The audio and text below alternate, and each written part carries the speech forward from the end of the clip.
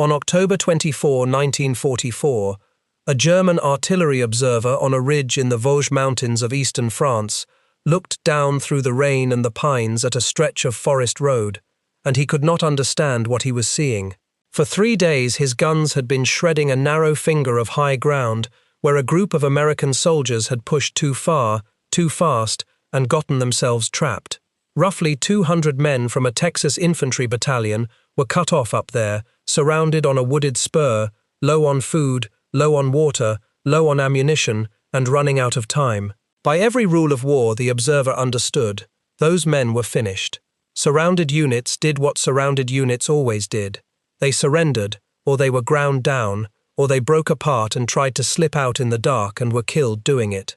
The German commanders in that sector were not worried about the trapped Americans. Trapped men were already halfway to being prisoners.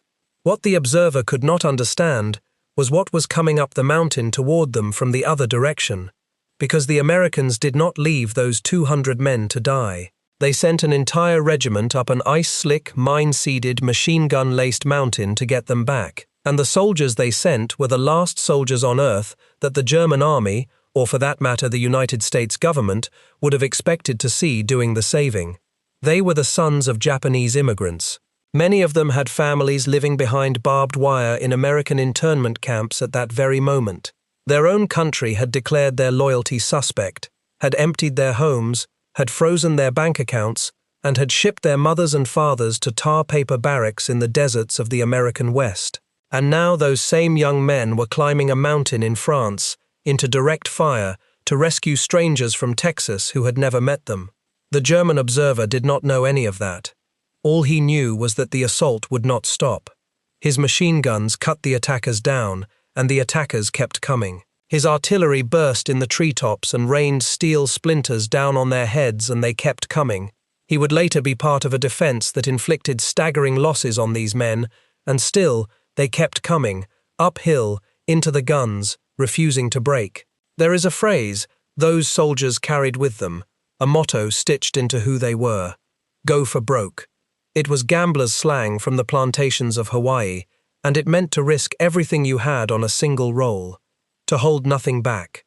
In the last week of October 1944, on a mountain in France, they meant it literally. If this story moves you, a like helps it reach others who care about these men, and if you are new here, consider subscribing.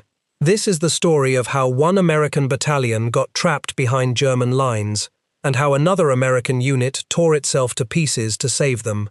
It is the story of the lost battalion of the Vosges, and the men who went in after them, and at its center is a question that has never entirely gone away, a question about loyalty and sacrifice, and what a country owes to the people it has wronged. To understand it, we have to start with the mountains themselves. The Vosges Mountains sit in the northeast corner of France, a rugged spine of high forested ridges running roughly parallel to the Rhine River and the German border beyond it. In the autumn of 1944, they were the last natural barrier standing between the advancing Allied armies and Germany itself. To the German High Command, the Vosges were a gift. The range had long carried a reputation as a defensive wall that no modern army had forced against a determined enemy. The terrain did the defending for you.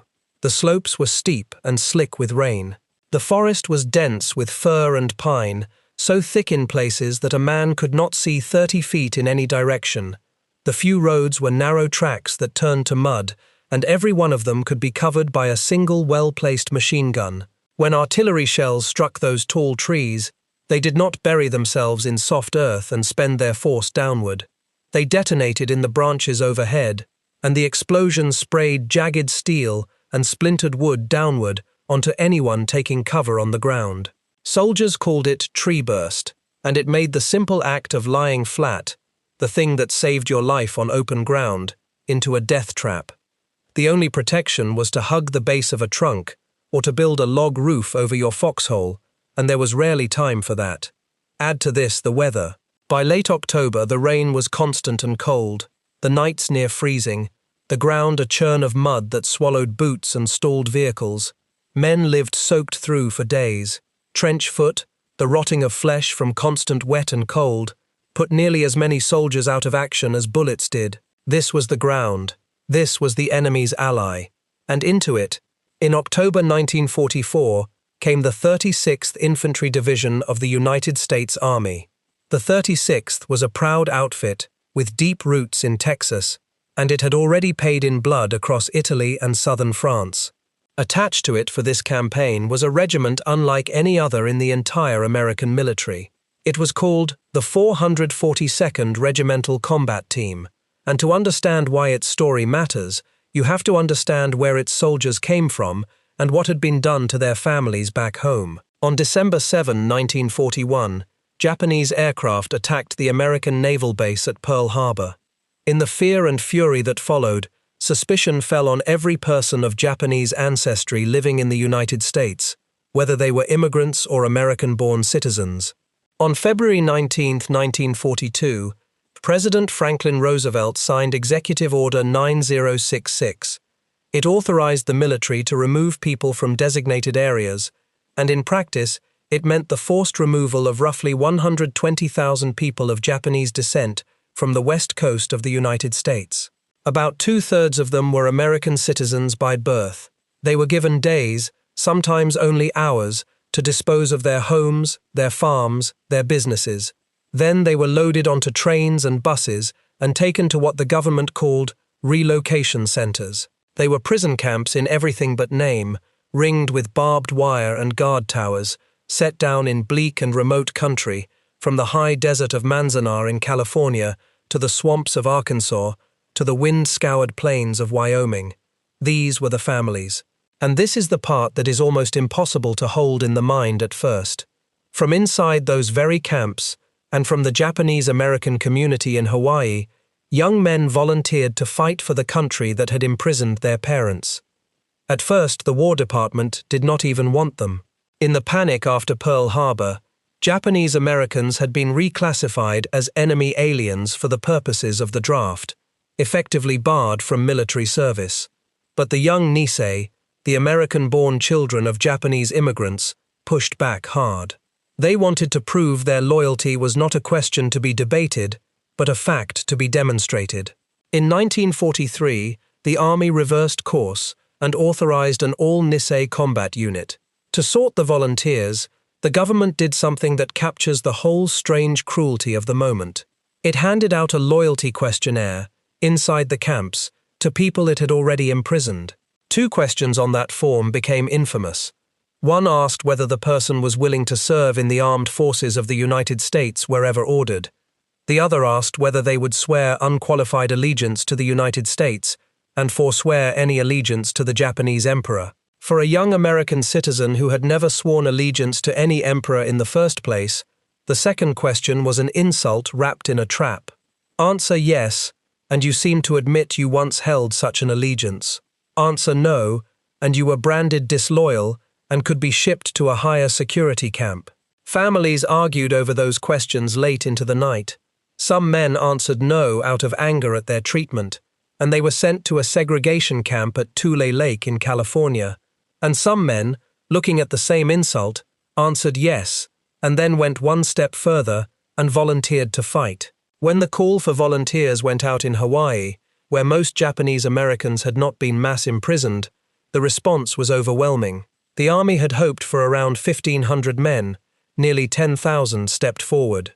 From the mainland camps, the response was smaller and far more painful, because these men were volunteering to fight for the nation that at that very moment held their mothers and fathers behind wire. Even so, well over 1,000 raised their hands from inside the fences. Picture that for a moment. A young man walks to a recruiting table set up inside a prison camp, past the guard towers, and signs his name to fight and possibly die for the government that put him there. That act, more than any speech, is where this story truly begins. The unit they formed was the 442nd Regimental Combat Team. It absorbed an earlier Hawaiian unit, the 100th Infantry Battalion, and that battalion's story deserves to be told on its own, because it had already answered the loyalty question in blood before the larger regiment ever saw combat. The 100th had been formed from Nisei soldiers of the Hawaii National Guard. It shipped to Italy in the autumn of 1943 and went into the brutal fighting on the Italian mainland, at Salerno, along the Volturno River, and into the meat grinder below the monastery at Monte Cassino, then onto the deadly flatland of the Anzio beachhead. It fought so hard and lost so many men that it earned a grim nickname that said everything. The Purple Heart Battalion, named for the medal given for wounds because so many of its soldiers had earned one. By the time it joined the larger regiment, it had been cut down again and rebuilt, and it carried a combat reputation that even skeptical senior officers could no longer wave away. When it merged into the 442nd in the summer of 1944, it was allowed to keep its own name and designation as a mark of respect, a rare honor in the army. Together they made a self-contained fighting force. 3 infantry battalions of riflemen, the 522nd Field Artillery Battalion to provide their guns, the 232nd Combat Engineer Company to clear their mines and build their bridges. Their officers at the higher levels were largely white Americans. Their sergeants and their riflemen, the men who would do the climbing and the bleeding, were almost entirely Japanese American. They trained at Camp Shelby in Mississippi, and they went to war carrying a double burden no other American soldiers carried. They had to defeat the enemy in front of them, and at the same time they had to defeat the suspicion behind them. Every yard they advanced was an argument. Every casualty they took was a piece of evidence. They knew it, and they said so among themselves. Their motto said it plainly: go for broke, bet everything, prove it once and for all. By October 1944, they had already proven a great deal. The regiment had come to France as part of the Allied invasion of the south of the country, landing on the Mediterranean coast and then driving north up the Rhone Valley in pursuit of a retreating German army. In that advance, they had fought a string of sharp actions, liberating French towns, taking their objectives, and building, engagement by engagement, a reputation that traveled ahead of them. When senior commanders had a position that simply had to be taken, and taken now, they increasingly thought of the Nice. It was a bitter kind of compliment. To be known as the men you send when the job is impossible is to be known as the men who will be spent when the job is impossible. And it was precisely that reputation that was about to place them at the foot of the worst week of their war. To get there, we need to go back to the town of Bruyères. Bruyères was a small market town nestled in a bowl among 4 wooded hills in the eastern Vosges. Whoever held the hills held the town, and the Germans held the hills. On the American maps, the 4 heights were marked simply by letters: Hill A to the north, Hill B, Hill C, and Hill D, plain labels for what would be days of terrible fighting. Whoever held that high ground could pour fire down into the streets and rail yard of Bruyères, so the town could not be taken until the hills were taken first. In mid-October 1944, the 36th Division was ordered to take Bruyères and push on toward the Rhine, and the 442nd was thrown into the fight for the surrounding high ground. The assault began on October 15, in cold rain and thick fog that turned the forest into a grey blur.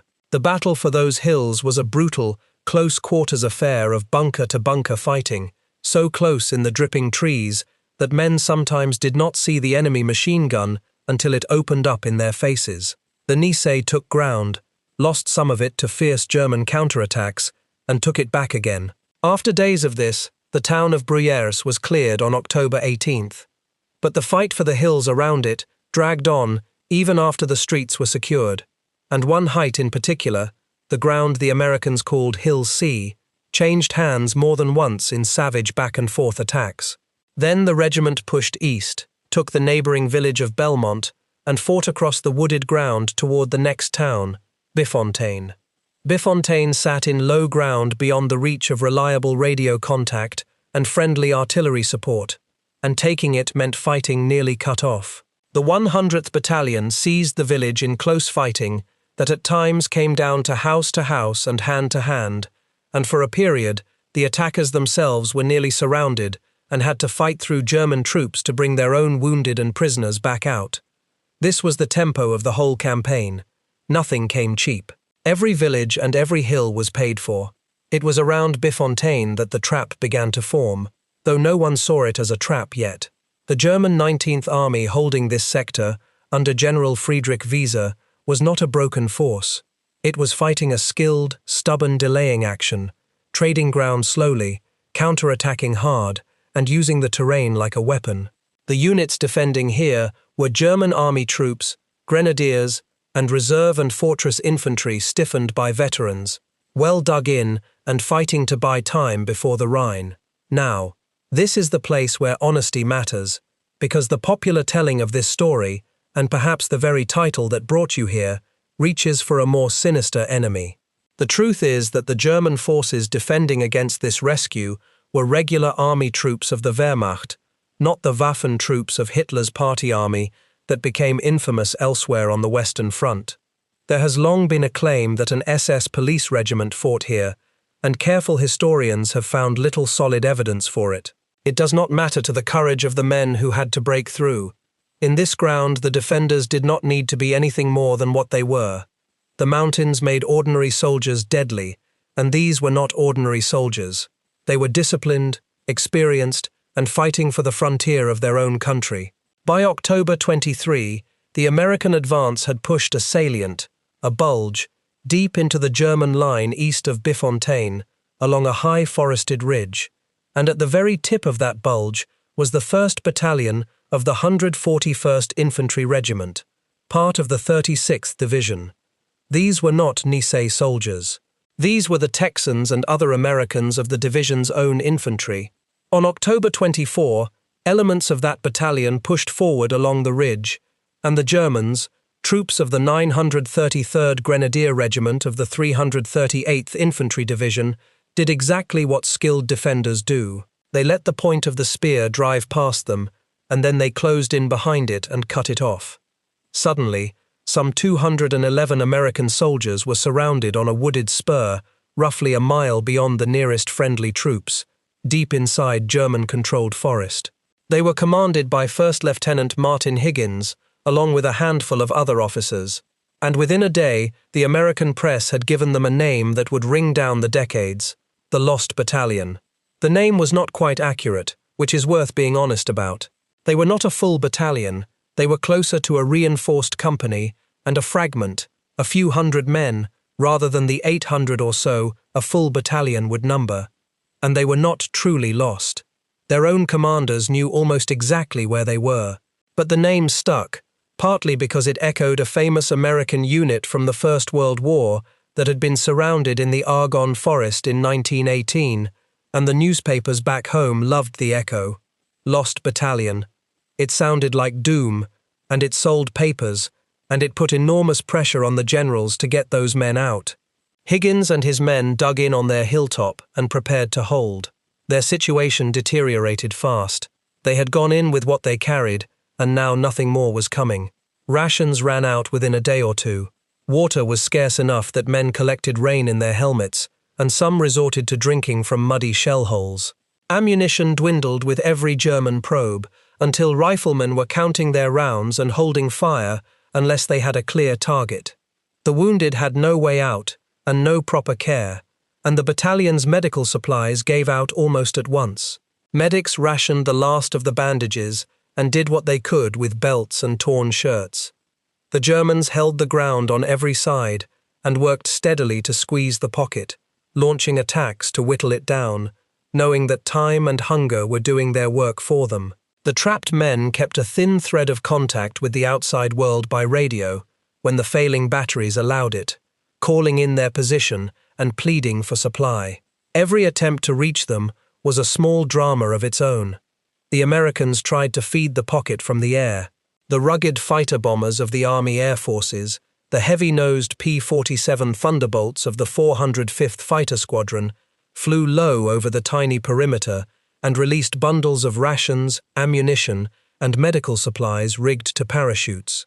But the pocket was so small, and the forest so dense, and the German ground fire so heavy that most of the first drops missed. Bundles drifted into German-held trees, or fell into enemy hands, or hung uselessly in branches 100 feet up, where no starving man could reach them. Artillery crews tried a desperate trick born of pure necessity.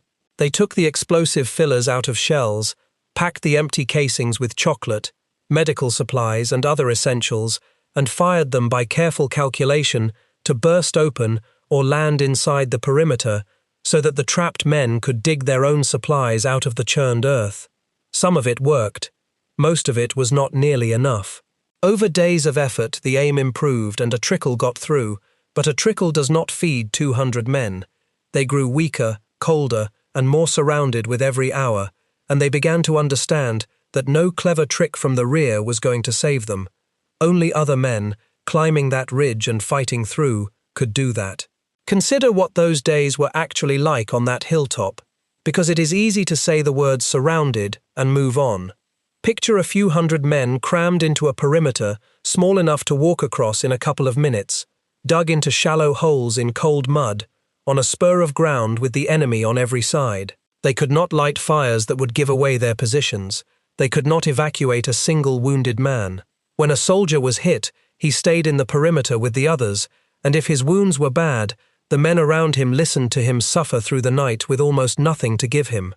Every so often the Germans came again, probing the line, and the defenders had to hold their fire until the last moment to conserve the ammunition they had left, then fight off the attack and count how many rounds remained. They took turns on watch through the freezing dark, staring into a black forest that hid an enemy who wanted them dead or captured. Some of the men had been in combat for only a short time. Some were older hands. It did not matter. Hunger and cold and fear are great levelers. They rationed their courage the way they rationed their bullets, in small, careful amounts, trying to make it last, not knowing if anyone was truly coming, hearing in the distance the crash of artillery that told them someone, somewhere, was fighting hard in their direction, and having no way to know whether that fight would reach them in time. That distant crashing was the 442nd, dying by the yard to close the gap. Now the mystery from the beginning of this story begins to take shape, the thing the German observers could not understand. The obvious military logic said that a surrounded, starving fragment of a battalion was not worth the price of a costly rescue. Cold arithmetic would say you do not spend 1,000 men to save 200. But the American command did not run the cold arithmetic. 2 efforts by the lost battalion's own parent regiment, the 141st, failed to break through the German ring, and so the commander of the 36th Division, Major General John Dahlquist, turned to the unit he trusted to take the impossible ground. He turned to the 442nd. The Nisei had only just been pulled off the line for a rest. They had been fighting almost continuously for 2 weeks. They were exhausted, their ranks already thinned by the battles for Bruyères and Bifontaine, many companies down to half strength or worse.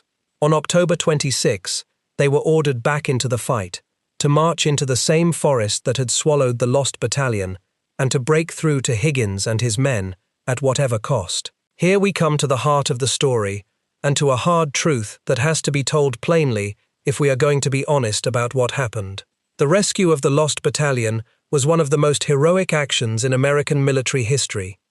It was also driven by decisions that many of the men who survived it, and many historians since, have questioned bitterly. General Dahlquist wanted those men out, and he wanted it fast. He had a habit that his subordinates found alarming, of coming forward to the fighting positions and pushing his units to attack straight ahead, right now, rather than taking the slower flanking routes that might have spared lives. That urgency pushed the 442nd into the teeth of the German defense, uphill, frontally, again and again, in ground that punished exactly that kind of attack. There is a grim measure of how far forward Dahlquist pressed. At one point during the campaign, a young officer serving as his aide was shot and killed by German fire while standing beside him near the front. The friction between the general and the Nisei officers who watched their men being spent ran deep, and it never fully healed. The heroism of the soldiers and the cost of the orders are both part of the same story. You cannot separate them. The relief attack began in cold rain and fog on October 26. The Nisei pushed east into the forest along the ridge that led toward the trapped men, with the 2nd and 3rd Battalions leading and the veteran 100th Battalion in the mix. Almost at once they hit the German defences, and the fighting took on the character it would keep for the next 4 days.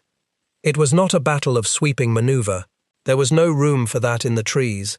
It was a slow, savage, close-range grind, yard by yard, tree by tree, foxhole by foxhole. The Germans had prepared the ground with skill. They had dug in machine guns to cover the natural lines of approach, sighted so that an attacker pushing up the ridge would walk into interlocking cones of fire. They had strung mines and booby traps through the undergrowth. They had registered their artillery and mortars on the likely approaches so that they could bring down tree bursts on the attackers at a moment's notice.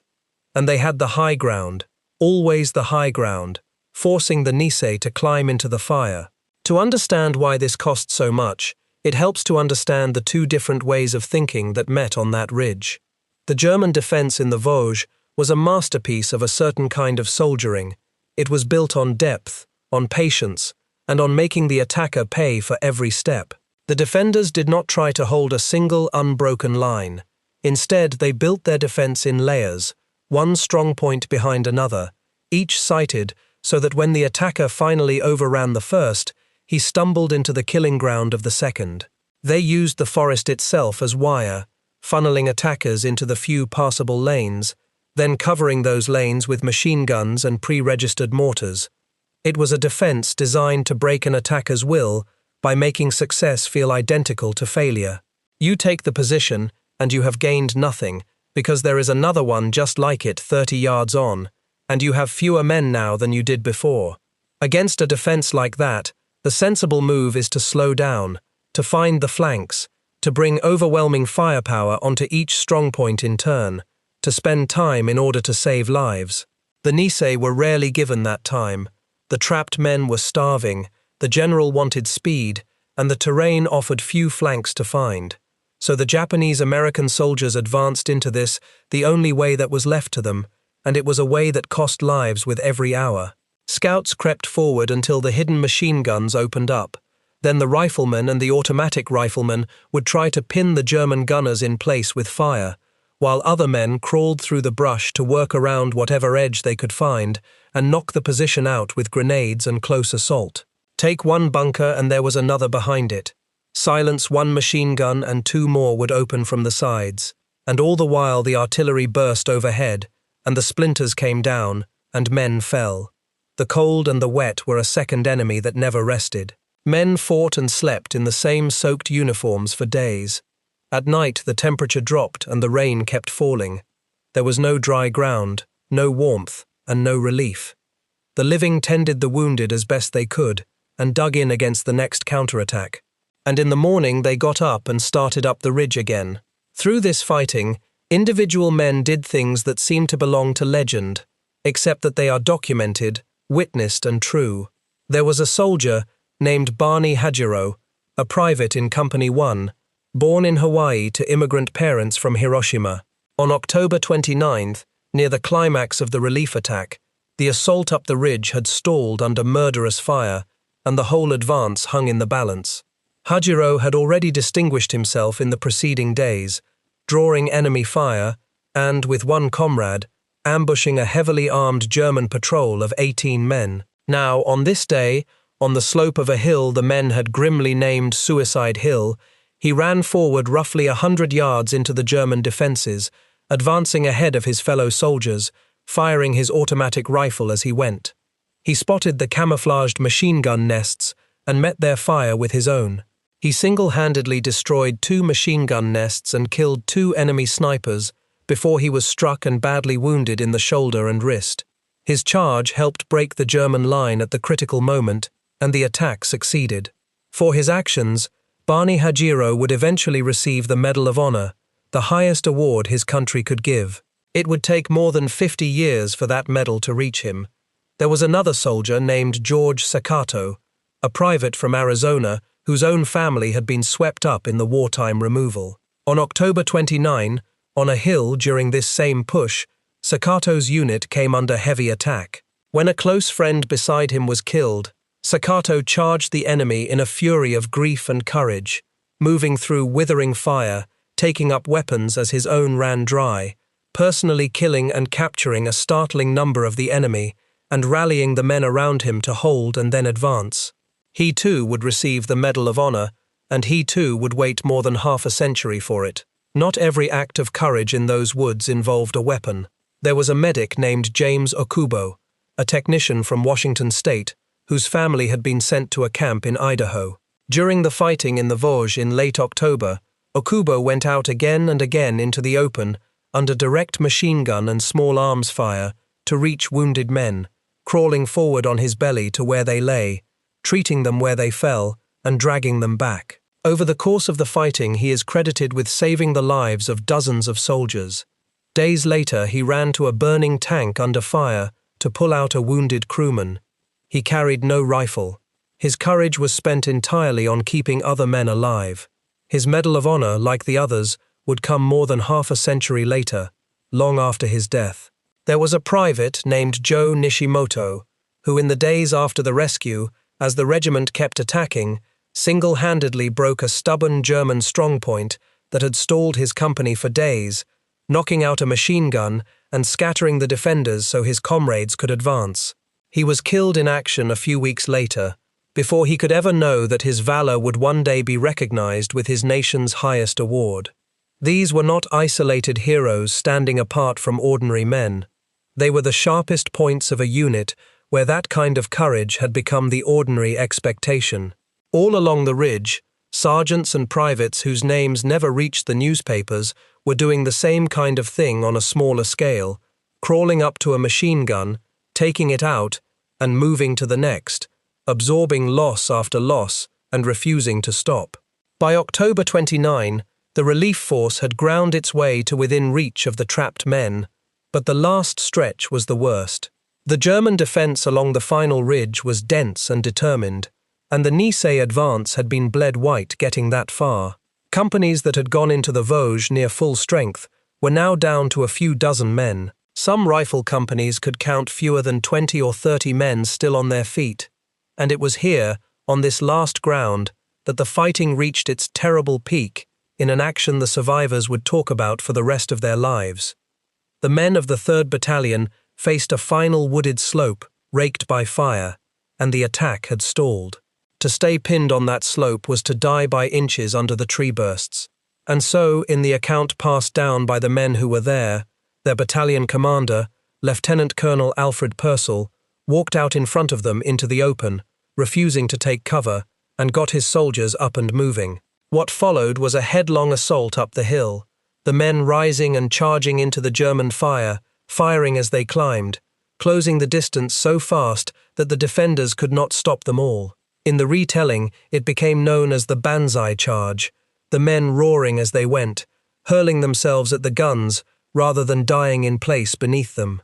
It was exactly the kind of frontal attack that should have been suicidal. It broke the German line. The cost of these days is where the story stops being only inspiring and becomes something heavier, something that has to be looked at directly. On October 30th, 1944, the lead Nice soldiers finally pushed through the last German positions and reached the perimeter of the lost battalion. Among the first to reach the trapped men was a soldier of the 3rd Battalion's I Company named Matsuji Sakumoto.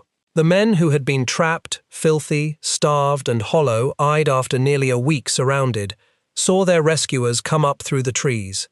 There is a moment that has come down through the years, and by the account of the men involved, it was not a grand exchange of salutes or speeches. In the plain, understated way of soldiers, the Nice who reached them simply offered what he had. By the telling that has lasted, he asked the trapped men if they needed a cigarette, and held one out to a starving, half-frozen Texan on a hilltop in France. Not a line for the history books. Just one exhausted young man handing another exhausted young man a small comfort at the end of an inhuman week. Word of the breakthrough raced along the perimeter, and the trapped battalion, in the accounts that survive, radioed back a message thick with relief that the patrol from the 442nd had reached them, and to tell those men they were loved. The 211 survivors of the lost battalion were saved. Those who could still walk, walked out. The ones who could not were carried. And this is the arithmetic that has troubled people ever since. The cost of reaching those 211 men was appalling by any measure, and it is worth being precise about it, because the true numbers are damning enough without inflation.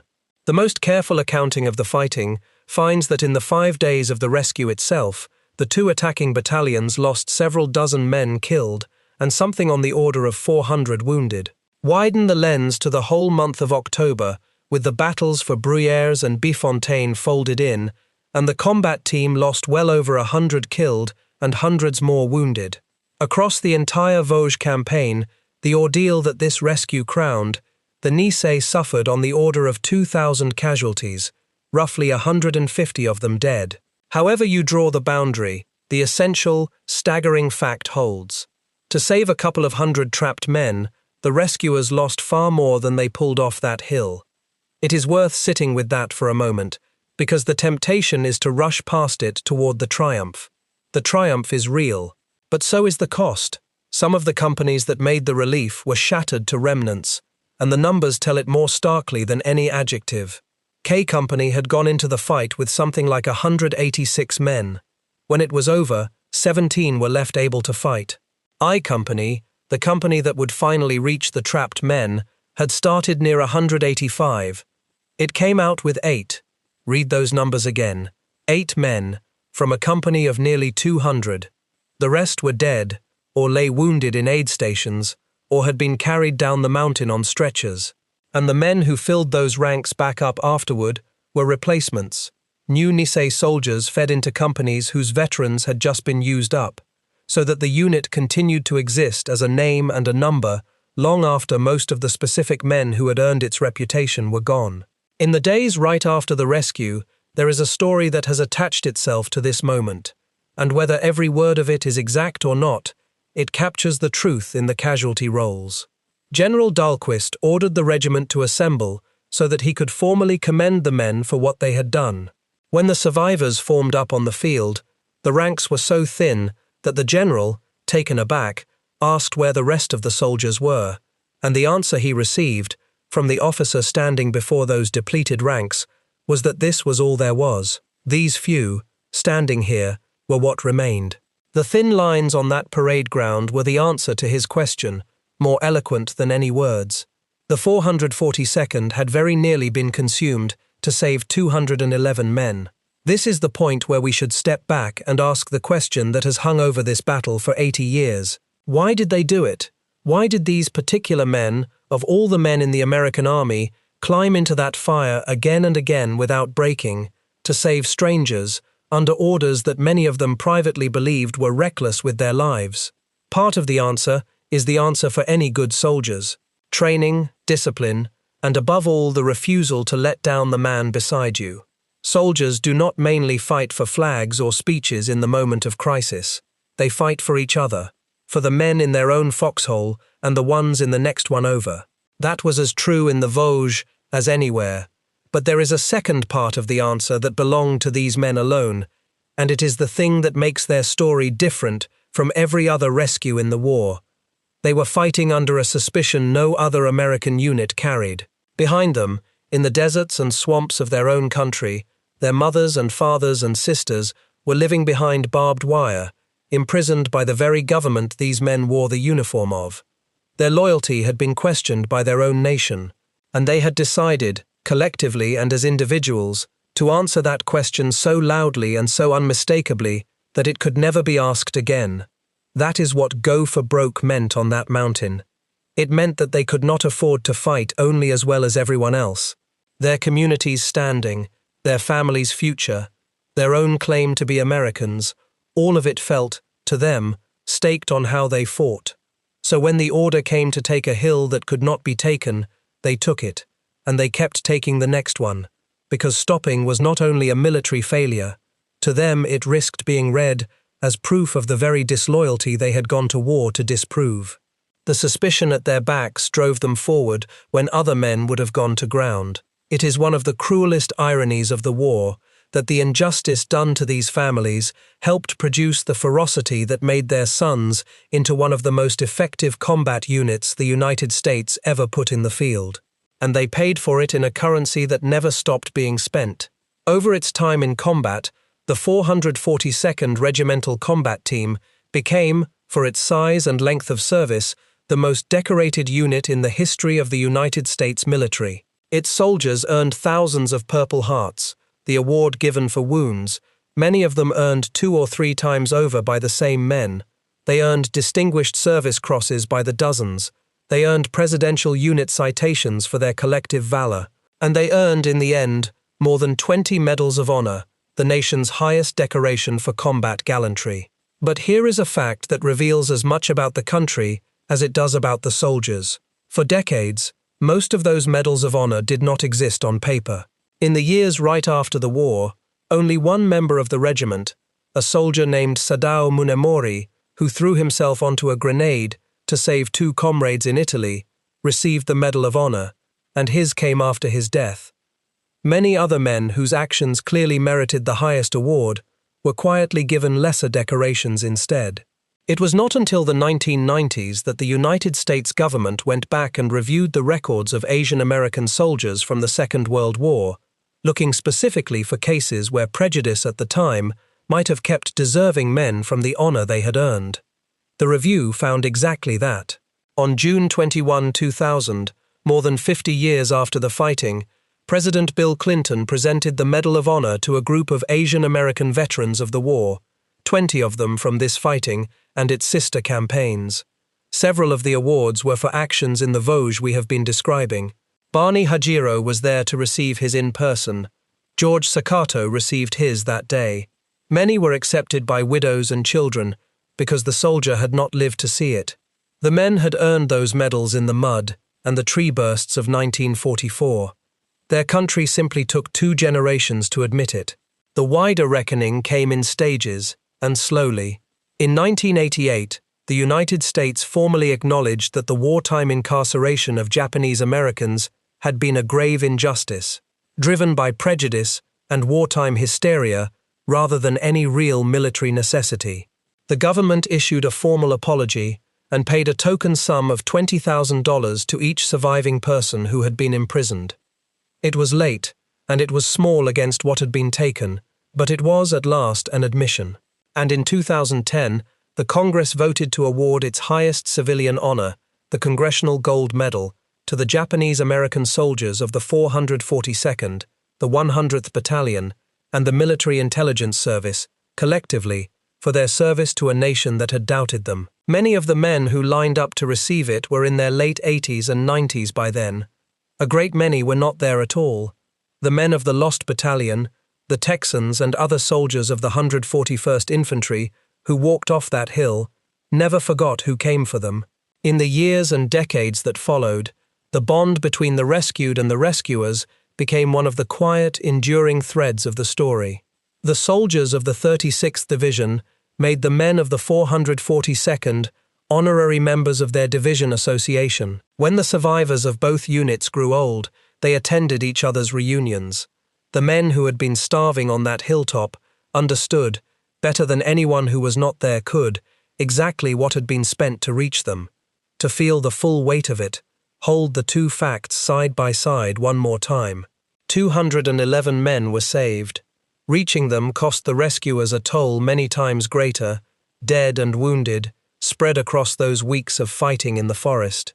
Every man who walked off that hill alive did so because other men had bled or died climbing up to him.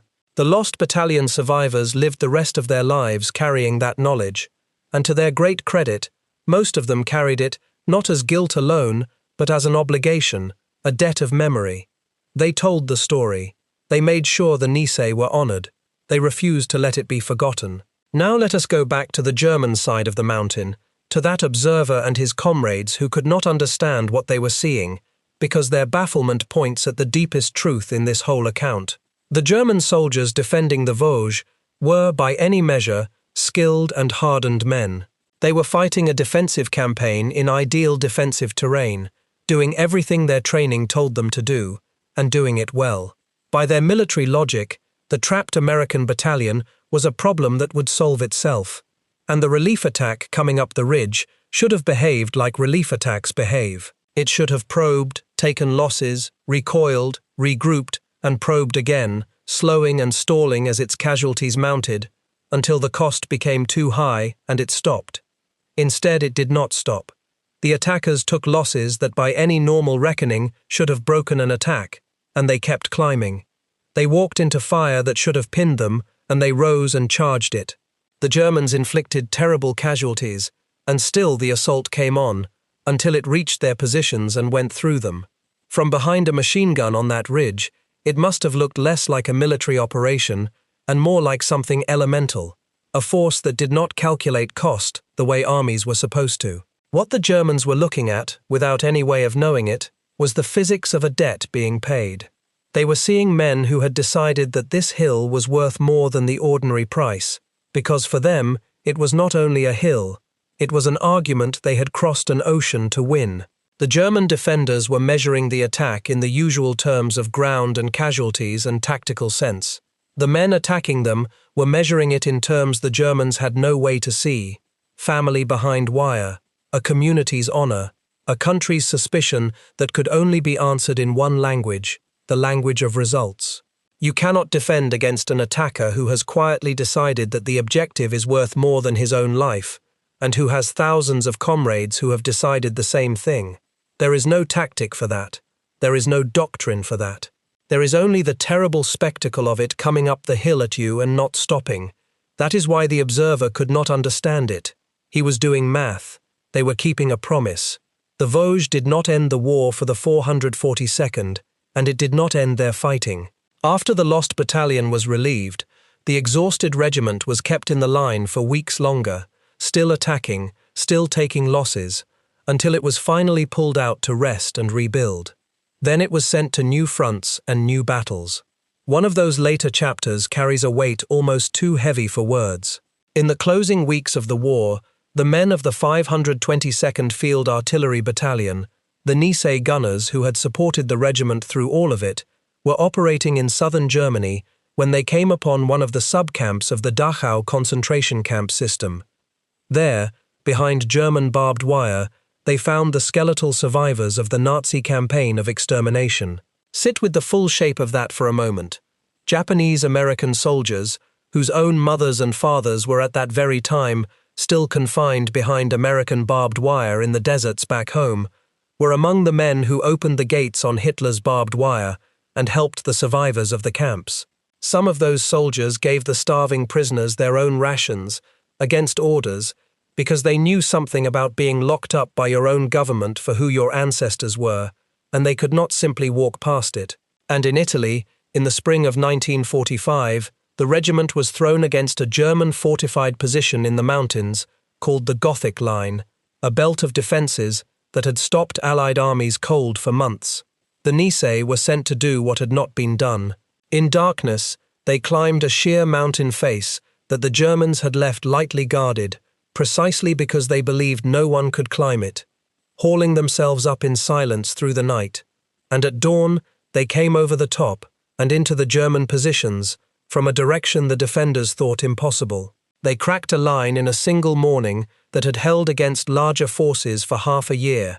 It was on that final push that Private First Class Sadao Munamori threw himself onto a German grenade to shield two comrades in a shell crater, giving his life to save theirs, the one act from the whole war that his country recognized with the Medal of Honor, while the others waited 50 years. But the rescue of the lost battalion remained the action that came, in memory, to stand for all the rest. Not because it was the unit's only great feat, but because it held everything the unit was inside a single week: the impossible terrain, the frontal orders, the staggering cost, the refusal to stop, the strangers saved, and beneath it all, the reason, the great unspoken argument these men were making with their bodies, that they were Americans, fully and without an asterisk, and that anyone who doubted it could come and count the graves. There is one more name worth keeping straight before we close, because people often blur it into this fight. Daniel Inouye, who would serve for decades as a United States Senator from Hawaii, was a soldier in this regiment, and he lost his right arm in a ferocious one-man assault on a German position. But that action took place in Italy in the spring of 1945. not on the ridge above the lost battalion. His valor was real and enormous. It simply belongs to a different mountain, and the men who bled in the Vosges deserve to have their own ground remembered as theirs. The soldiers themselves, the ones who lived, mostly went home and did what that generation did. They said little about the war. They went to school on the benefits they had earned, or went back to farms and shops and small businesses in Hawaii and California and the towns of the American West. They raised families in a country that slowly, unevenly, came to honor them. A few rose to national prominence and helped shape the country for the rest of the century. Barney Hajiro lived into his 90s and finally received his medal as an old man, standing in the White House more than 50 years after he had charged those machine guns. George Sakato lived long enough to be honored too, and spent his later years telling young people what had happened, so they would understand. But most of the survivors lived quieter lives, and carried the mountain inside them without talking about it much, in the way of men who have seen too much to reduce it to easy stories. Their children often learned the full truth of what their fathers had done only late, sometimes only after the old men were gone, from a citation in a drawer or a medal in a box. If there is a single image to hold onto from all of this, let it be this one. A wet, freezing forest in the last week of October 1944. A slope raked by machine gun fire and bursting shells. And a line of young men, the sons of a people their own country had locked away, rising out of cover and climbing into the guns, not because the arithmetic made sense, but because they had decided, together, that some things are worth more than the arithmetic. They went for broke. 211 men walked off that hill alive because they did. The German observer on the ridge went to his grave, most likely, never understanding what he had watched. He saw an attack that would not break, and he had no framework for why. We have the framework now. It was not a mystery of tactics. It was a matter of what those men were carrying and how much they had already decided to spend. When a group of people is told, by everyone around them, that their loyalty is in doubt, and they answer that doubt not with words, but by climbing a mountain into fire to save the very people who doubted them, you are no longer watching a battle. You are watching a case being closed, permanently, in the only court whose verdict they could not appeal, the court of what a man does when everything is on the line. The Germans never understood it. Now you do, and now, perhaps, so will everyone you tell. Thank you for spending these minutes with these men. If this story reached you, a like is the single best way to help it find others who care about this history. If you are not subscribed, this is a good time, and turning on notifications means you will not miss the next story. I would like to know where you are watching from today. And if there is a veteran in your own family, from this war or any other, someone whose story you grew up hearing or wish you had heard more of, tell me about them in the comments. Most of these men never told their whole story. This is one of the ways we make sure they are not forgotten.